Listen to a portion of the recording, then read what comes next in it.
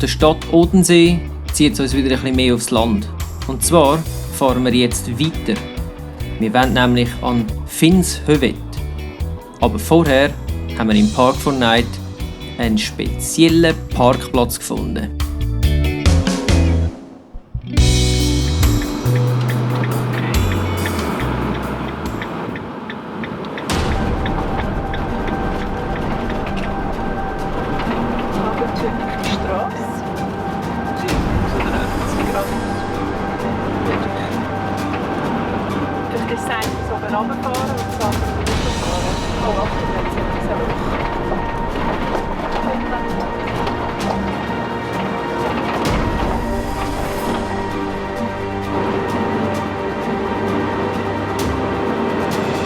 Wir sind gestrandet.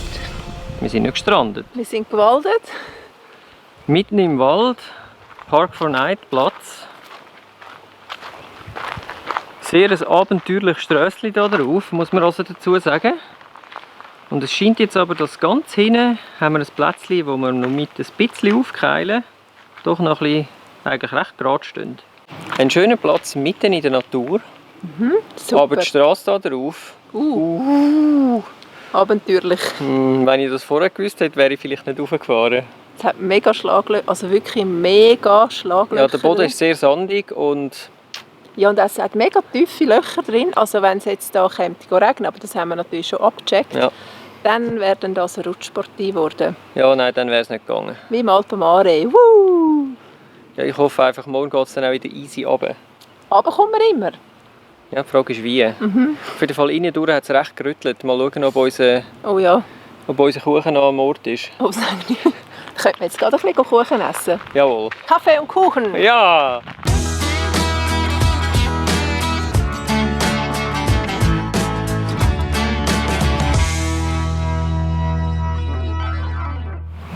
Also wir stehen hier hinten.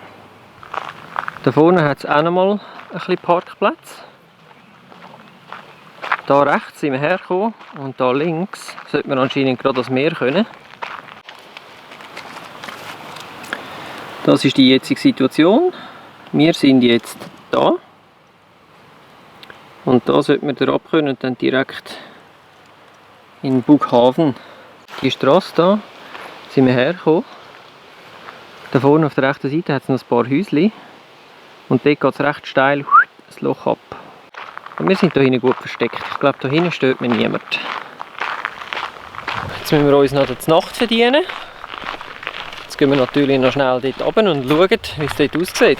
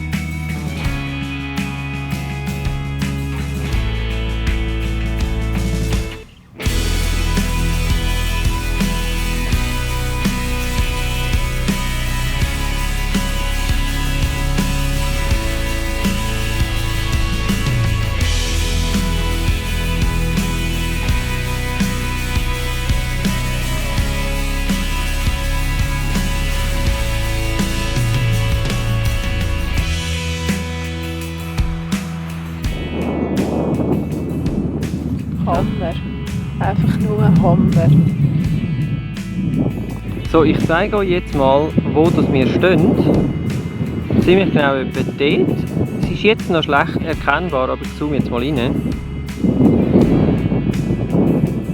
Nein, das ist das Haus. Da. Et voilà, der Sani. Also,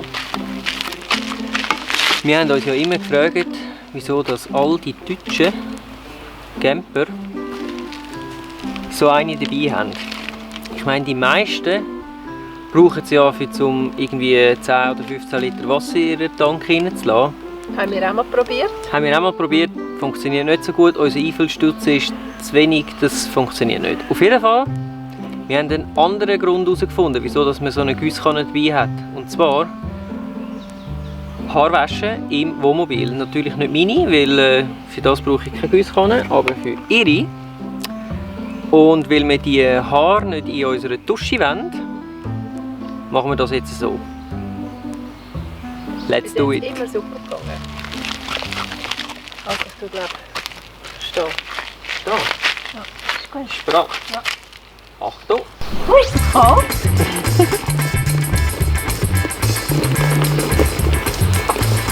Kannst du noch nicht nehmen? Ja. Ah.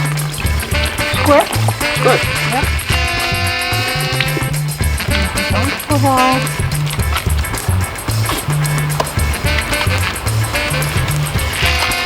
Meine Aufgabe ist es also, die menschliche Dusche zu simulieren. Sie schäumt sich ein und ich kann ein bisschen Däumchen drehen in dieser Zeit. Gut. Gut.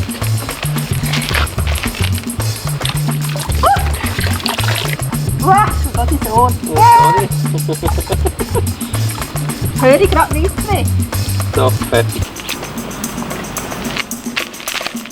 Ja, und das Wasser tun wir natürlich nicht einfach fortleeren, das leeren wir dann schon bei uns in den Tank rein, aber das tun wir vorher noch siebeln und dann bleiben dort die Haare drin und das Problem ist gelöst.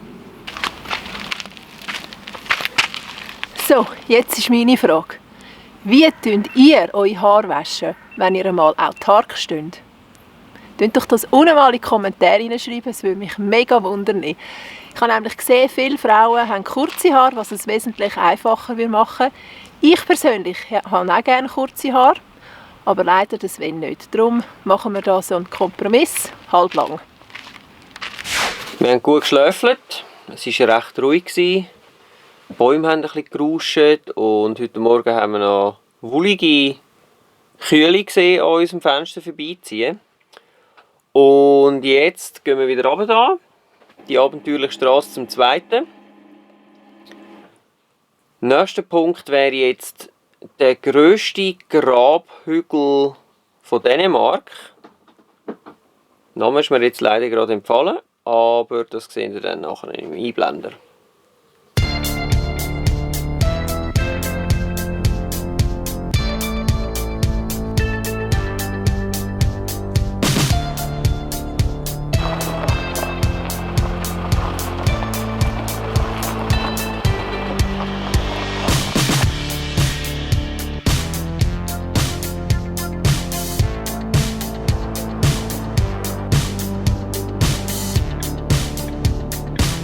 Wir haben ja so etwas schon mal gemacht, das könnt ihr hier oben sehen. Und darum sind wir jetzt vorbereitet, dermal mit Stirnlampe.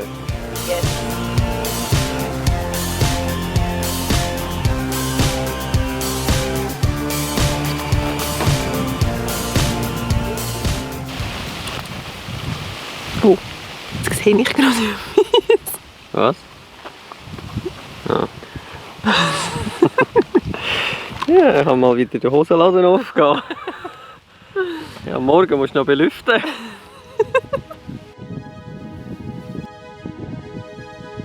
Jetzt geht's los.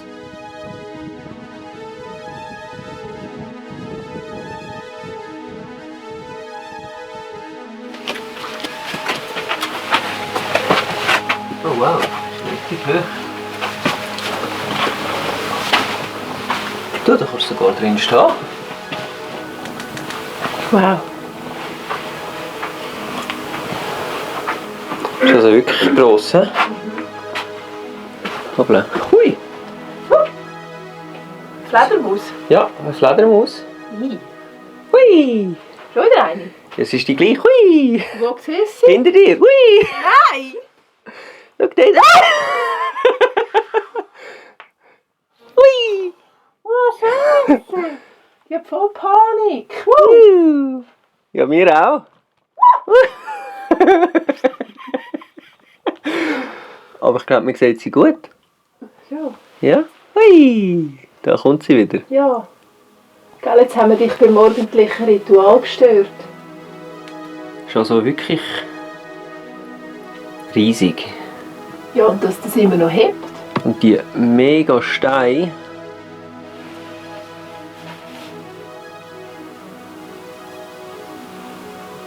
Steh noch mal auf. Da kommt die Fledermaus. Nein, steh nicht auf. So. Ich bin 1,68 Meter. Und du kannst stehen. Ja. Und da hat es noch Das ist ein Walter. einen Falter. Der Alter Falter. Alter Verwalter. Ja, ist schon noch beeindruckend. Wieder.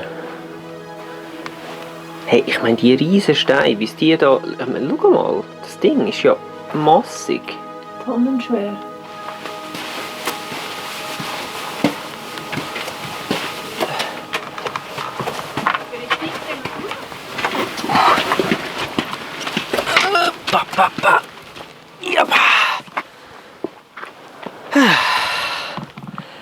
Sonnenlicht ist doch auch wieder schön.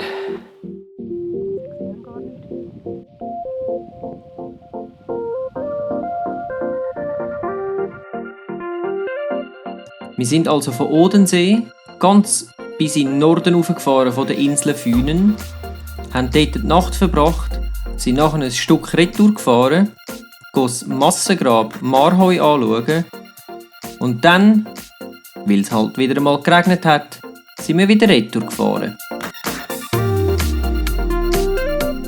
Von der Insel Fünen sind wir retour gefahren auf Ribe, auf den Stadtparkplatz.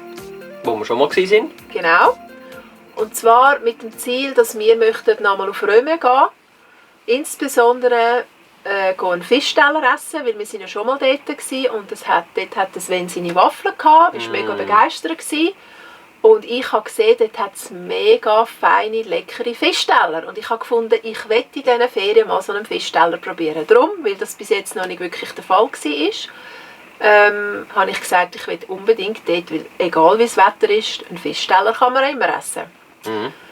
Gesagt, getan. Nein, wir haben noch Leute getroffen. Stimmt, wir haben noch Leute getroffen auf dem Stellplatz in Ribe. Und zwar haben wir einen Gruß von der Schweiz hier in die Wohnstube bekommen. Von der Vrene und vom Hans-Peter. So, alle zusammen. Hallo zusammen, danke vielmals, schön euch kennengelernt zu haben. Das finden wir immer mega lässig, wenn die Leute uns ansprechen. Darum, wenn ihr uns seht, irgendwo stehen oder rumlaufen und uns erkennt, könnt uns doch ansprechen. Wir haben immer Freude. Ja, wir haben den Pleasure. Ja. Ja, es hat die ganze Nacht hat's geregnet in Ribe und auch am Morgen, wo wir losgefahren sind, Richtung Römö. Und darum haben wir dann gedacht, ja, also ich glaube, wir fahren nachher auf dem Gestreckten schon mal ein bisschen drauf, weil das bringt eh nichts. Die nächsten 2 Tage sollte es sowieso regnen. Aber wo wir dann auf Römö gekommen sind, hat es dann etwa eine halbe Stunde lang richtig aufgetan und mein Traum hat sich doch noch erfüllt.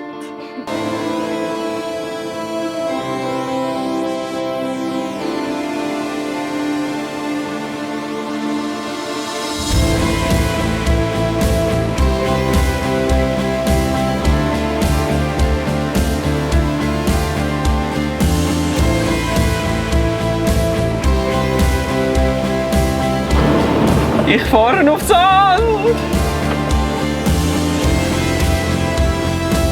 Das ist also schon noch speziell, muss ich also sagen. Und zum Teil, wenn es nass ist es so ein bisschen wie auf Glatteis, dann schwimmst du so leicht.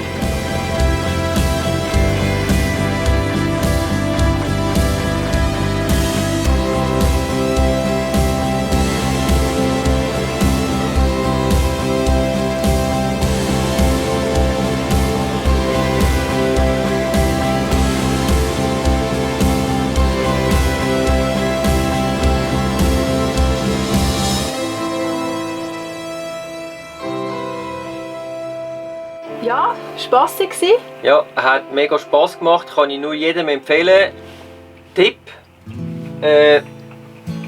Lüftung auf Ausschalten und Innenbelüftung machen, nicht dass euch der Sand die ganze Zeit da... Also nicht die Belüftung ganz abstellen. Ja, aber auch Innenluft. Aha. Und nicht nach von außen Luft reinkommen. Es hat sich also ziemlich in Grenzen gehalten mit dem Sand. Mit dem Sand, Gut. es hat auch reingeregnet vorher, Genau. aber ja, könnte man sicher noch bedenken. Auf jeden Fall, ja, weil die Aussichten jetzt schlecht sind, wie schon angetönt, gehen wir jetzt einfach 2 Tage früher heim. Und um euch die 1000 Kilometer Deutschland ersparen, machen wir jetzt das einfach wieder so, à la Gini, aber ein bisschen anders. Jetzt machen wir das so. So! Und schon sind wir daheim. Die paar 100 Kilometer sind verflogen wie im Nichts. Jawohl, also für Für euch euch? jedenfalls. Wir haben es aufgeteilt in wieder 4 Tage, glaube ich. Wir sind also nicht komplett durchgefahren, sondern ja, wir haben es gemütlich genommen, wie schon auf dem Aufweg. Das Wetter ist jetzt auch immer besser geworden, was grundsätzlich sehr gut ist, aber morgen soll es schon wieder regnen. Ja, es ist wie es ist. Beeinflussen. Genau. Jetzt machen wir vielleicht noch schnell einen kleinen Faktencheck, wie wir das eigentlich immer machen. Und zwar haben wir gemacht, wie viel? 4000? Also wir sind total 4264 Kilometer gefahren, von Tür zu Tür sozusagen. Also von da alles rauf und wieder runter. Ja, genau. Und jetzt schaue ich in meinem Super-App, das haben wir euch ja schon mal vorgestellt, wegen der Kosten. Wir haben ausgegeben insgesamt 628 Franken für Treibstoff und Stellplatz 140 Franken, das geht eigentlich noch. Und 120 Franken für Museum haben wir ausgegeben. Wie viele Liter das wir jetzt gedankt haben, das müsst ihr jetzt zusammenrechnen, das habe ich jetzt noch nicht gemacht. Aber ihr könnt es euch ja etwa ausrechnen. Wir hatten einen Verbrauch von, ich glaube, 9,6 Liter. Könnt ihr selber ausrechnen, wie viele Liter das waren. Und dabei wären wir jetzt beim Sind unsere Ferien zu Ende. ja, das Fazit von der ganzen Reise. Ich finde, Dänemark ist sehr ein schönes Land. Obwohl das Wetter ist jetzt, wie gesagt, nicht so auf unserer Seite war, aber es macht nichts. Wir haben es schön gehabt. Wir haben keinen Unfall gehabt, wir sind gesund geblieben. Das ist eigentlich fast das Wichtigste. Oder es ist das Wichtigste. Wir werden sicher wieder mal auf Dänemark gehen, weil eben, wir haben ja ganz viele Sachen, die wir gerne bei schönem Wetter auch sehen wollen. Und darum für mich Dänemark Daumen gegen rauf. Und ja, wir sind sicher nicht das letzte Mal da gewesen. Ja, also ich würde sogar so weit gehen und sagen, es gefällt mir in gewisser Hinsicht manchmal sogar fast besser wie Schweden, weil es einfach nicht, wie soll ich sagen, es ist alles so nicht weitläufig und so und du bist schnell an einem anderen Ort und siehst wieder etwas Neues und musst nicht irgendwie 300 Kilometer durch den Wald fahren. Andererseits ist es halt ein bisschen schade, dass man eben nicht überall anhalten kann und einfach stehen und übernachten. Das ist ein bisschen... Aber es hat genug Plätze und Stellplätze. Also von dem her gesehen ist es eigentlich überhaupt keine Entschuldigung, wenn man irgendwo hinsteht, wo man nicht stehen sollte, weil es hat wirklich genug. Es hat auch genug Gratisplätze, wenn man das möchte. Ja, und ich denke, das ist jetzt uns nicht passiert, aber ich denke, wenn man jetzt mal wo steht, wo man nicht darf stehen und es ist nicht so explizit ausgeschrieben, dass es verboten ist, dann wird man sicher freundlich hingewiesen, dass man vielleicht weiterfahren soll. Ja. Ja. Also wir können es nur empfehlen. Ja. Wenn ihr Lust dazu habt, wie immer, bei uns auf dem Blog gibt es dann noch alle Google Maps Punkte und die ganze Route, die wir gefahren sind, könnt ihr also alles anschauen und abladen und nachfahren, wenn ihr das möchtet.